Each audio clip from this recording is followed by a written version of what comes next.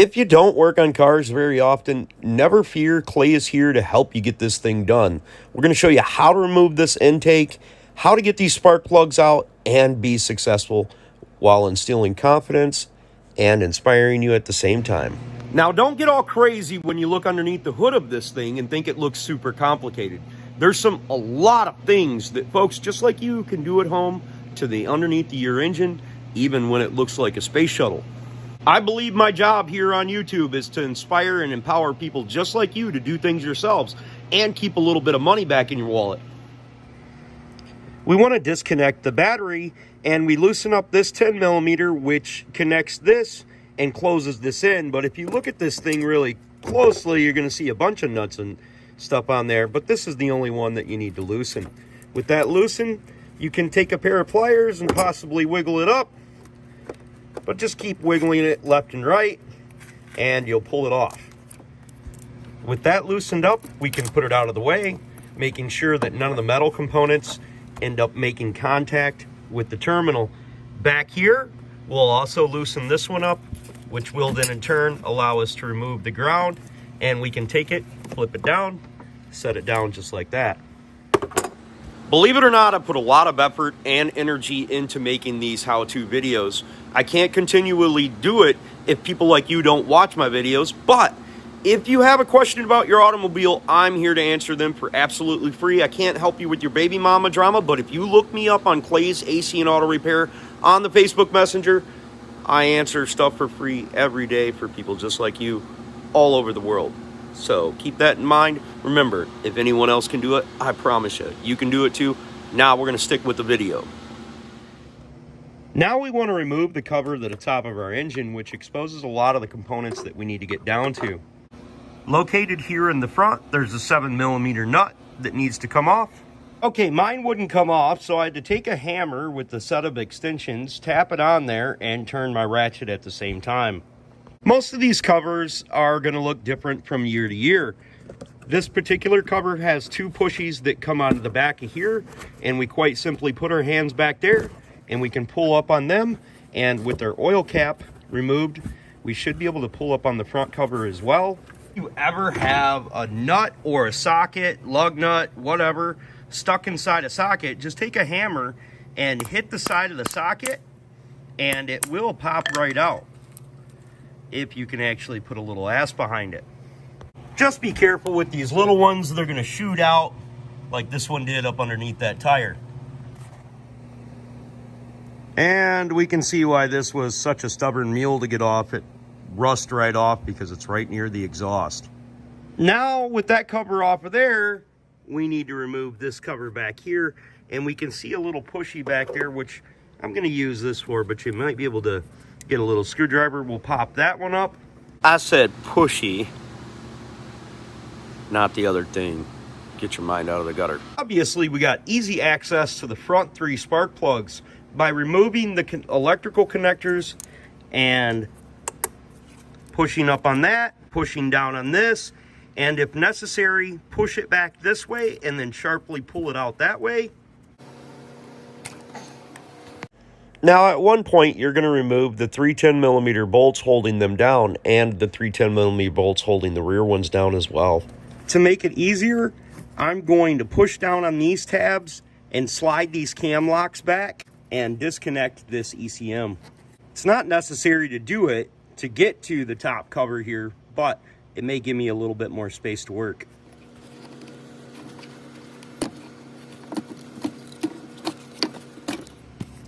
I also pulled my wiring looms off the post right there. Now that's simply pulled up out of there once I pulled out that pushy. Now we're going to remove the airbox assembly on here. We have a mass airflow sensor attached to it, and I believe that there's one of these hoses that are attached to it as well.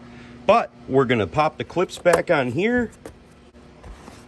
Then looking up underneath here, we're going to have a red tab, and we're going to pull that towards us, and then we'll fill a little pushy underneath there, and then we should be able to pull this off. If we have to, we'll push it forward and pull it back as we have the clip depressed. Now with that off of there, we're going to take a flathead screwdriver and loosen up this screw right here.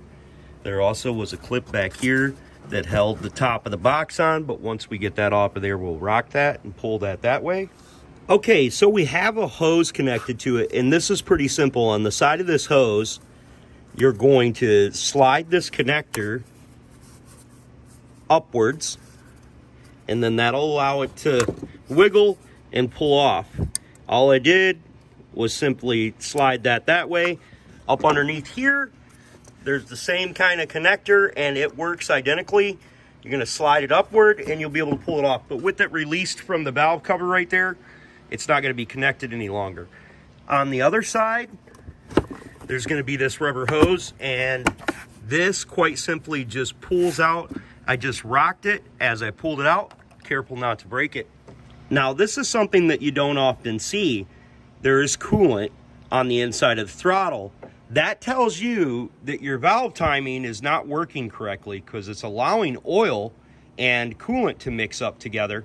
Could be signs of a bad head gasket.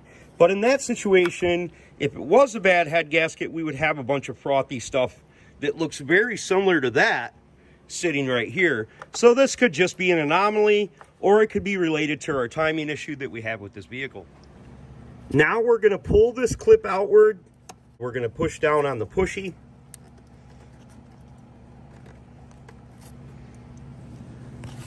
We're also going to push down on this pushy right here and pull this clip out of here. We're also going to take our pry tools and we're going to pry this wiring harness up out of here and this one up out of here as well. Now to get this hose off right here, it has a push that goes up and in. So all I do is I take this, I push it up, and then I'm able to pull it back. And you can see that right down there. You push up on that, releases the tangs down inside there, and allows you to pull it back off of there. Now we need to remove the screws that are holding down our intake. I popped this hose up out of this clip holder right here, even though I don't know if it was necessary, and I'm going to pop these clips up off these studs. Now to get to this bolt that's right here, we just quite simply move the wiring harness out of the way and use an extension and loosen it up. On the front side of this covers, there's 1, 2, 3, 4, 5, 6, 7 bolts holding it down here in the front that are 8 millimeters. Now back here on the bottom side, we have an 8 millimeter bolt that is securing down a bracket, and I put a couple of extensions on there, and it's came out right here.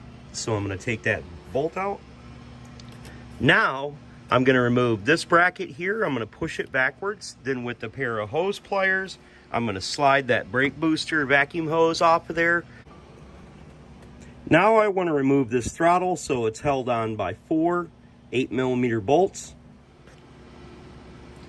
Now, even though I've taken off my throttle and I don't think that was 100% necessary, I should be able to raise up on the intake, and hopefully, barring maybe a couple of plugs that are running along the back of there, I'm going to start pulling it forward and pulling it out of place.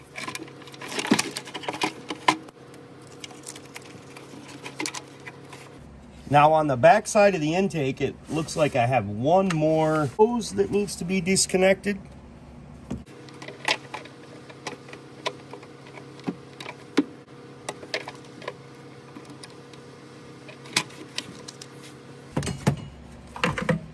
And she's out. Okay, so now once you've removed all your 8 millimeter bolts holding your coils down, if you have a little bit of trouble getting them coils up, stick a screwdriver right here in this spot. If you stick it right here, you're gonna break it just like I did there. Not a big deal, but we don't wanna do that if we can avoid it. So stick it up underneath there, give it a little rock, and they will pop right up out of there. I'm gonna show you another little trick down here on the spark plugs as well.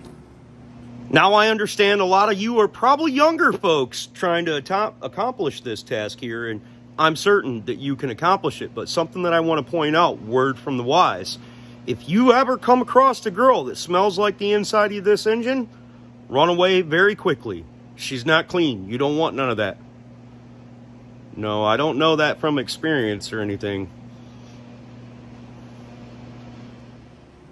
Okay, so now we need to remove the 5/8 spark plugs. If in down any of these holes you have oil, that means your valve cover is bad, and this is a good time to replace it. It's only held on by a couple screws on the outside of here, if that's necessary. Whenever you take this intake off, take paper towels or rags and stick them down inside these holes. The likelihood of you dropping something down there is very small, but if you do drop something down there, it's going to ruin the valves on your heads. The spark plugs use a 5/8 socket to get them out and are very accessible with the 6-inch extension and using a 3/8 drive ratchet. When you're inspecting spark plugs, if you have a condition where it's misfiring, and I don't have that in this situation, if you do though have a condition that it's misfiring, make sure you take a look at the tips of the spark plugs. Generally they will get rusty, and that's because moisture gets up underneath there and rust the tops of them. So that's a good indication of a bad coil. Okay, the engine firing order is 1, 2, 3 in the rear towards the firewall. The front cylinders are 4, 5, 6. Now, let's say you had a misfire on cylinder number 2. You would switch that coil from cylinder number 2 to cylinder number 5, and you would be able to tell if your coil was bad, but yet be able to replace it later on when it will be easier without the intake off. Make sure you use dielectric on there, and I'm not talking about them crappy little $2 freaking thin pieces of dielectric that they sell you at AutoZone. Buy an actual tube. Don't waste your money. Dielectric comes in really, really useful on electrical connections, spark plugs, everything. So having a tube in your toolbox is very handy for the future. Now, I'm older and I've been through a lot of girls. I mean, I've done a lot of spark plugs, so I highly recommend using OEM factory spark plugs. Don't fall for the BS that they try to do to you at AutoZone. Hey, dude, you want some Platinum Plus 4s? They're super sweet. These E3s are the greatest. No, they're not. What came in it from the factory is what's best to go back inside it when at all possible, and it makes financial sense.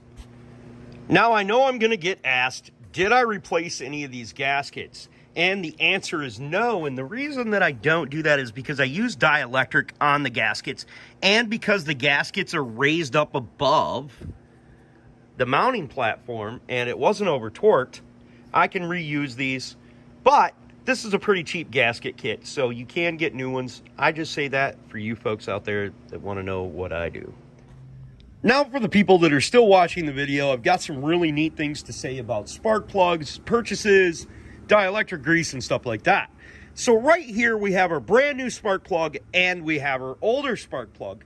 If we take a feeler gauge, the gauge says that this spark plug is over 70 and this spark plug is 0.50. 0.501 is what the gap is supposed to be between these 2 points, the electrode and the platinum there. So we want to make sure that that gap is there. Now, we could save ourselves in this situation about $5.66 a plug by cleaning the tip of this off and re-gapping it. But doing all the work that we just did to remove all these parts, replacement, probably not bad. And because this gentleman's paying for it, I'm going to give him what he's paying for. But in my situation, if it was my vehicle and I wanted to save about $80, I'd probably just re-gap these spark plugs and clean them. I called up AutoZone, and for the OEM performance plug, and this is where AutoZone gets you, for the OEM plug, they wanted $13 a piece. And if we look at this invoice right here, I actually paid $6.55 for each one of these plugs. Correction, I only paid $5.66 for these plugs. $6 and whatever I said was the list price, which isn't even nowhere near $13 a piece like AutoZone wanted. Now, what AutoZone was trying to do was they were trying to get me to buy their Iridium or whatever their store brand is that they bought millions of from the manufacturer. That's why they charge so much for OEM. If you want OEM, you're going to pay for OEM. But if you want inferior products, well, you're not going to pay as much for inferior products. At least that's the thinking. But my thinking is, because these spark plugs were in this vehicle for well over 100,000 miles and they lasted that long, why not just use OEM? Now, a lot of things that they don't do when they're building cars at the factory is use dielectric grease. But this stuff is immensely important, especially when it comes to high energy situations like a coil driving power down onto the tip of a spark plug. Having this dielectric grease in there is going to prevent moisture from getting up inside there and rusting the tips of your spark plugs, making them not function properly. Now, when you go into places like AutoZone, and obviously if you haven't figured it out by now, I really don't care for purchasing stuff from AutoZone, because they sell expensive stuff like a light bulb is 20 bucks that you can get at a local parts store that's mom and pop owned. Support your community for about 2 bucks. Don't like being tricked into that, but also at AutoZone, they have these little tubes for like $1 or $2 of dielectric grease right next to the counter. And if you want a full tube of this stuff, it's like 15 or 20 bucks. Come on, I went to the parts store here. I buy the dielectric grease, and I think it was like $9 or something down here. It's like $9.33. Well, I get a tube that I can use on any electrical connector. So why on God's green earth would you buy a little 1/10 of an ounce of this stuff when you can get a whole tube of this stuff for like 10 bucks that you can use on everything? Now, they would put that in on every connector in the manufacturing process or during the manufacturing process, but unfortunately, it wouldn't be cost effective, and it's not 100% necessary that that stuff's in the coils or all that other stuff. But if you're going to throw it inside the coils, you just pick up one of the coils, put a little bit down inside there, and just squeeze it in there. You don't have to fill it up completely. Just put enough in there to surround the outside edges so when you push the spark plug on it, it gets up on the tip and everything. Oh, I did not know this was that type of video on the tip and everything. Once I stuck it in there, it's completely covered by dielectric. Well, now all you have to do is put it back together. It's actually really simple. I showed you how to take it apart. You just do the reverse of what I showed you. I mean, I don't think there's going to be anything complicated about it.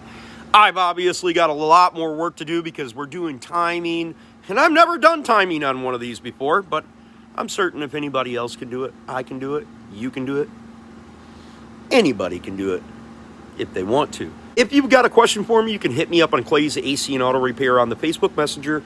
I'll certainly try to answer everyone's questions that I possibly can for absolutely free. I don't care about your baby mama drama, but I may be able to help you fix your whip. If my video helped you out at nighttime, put on one of my sweet Clayway playlist, maybe tips and tricks or something like that.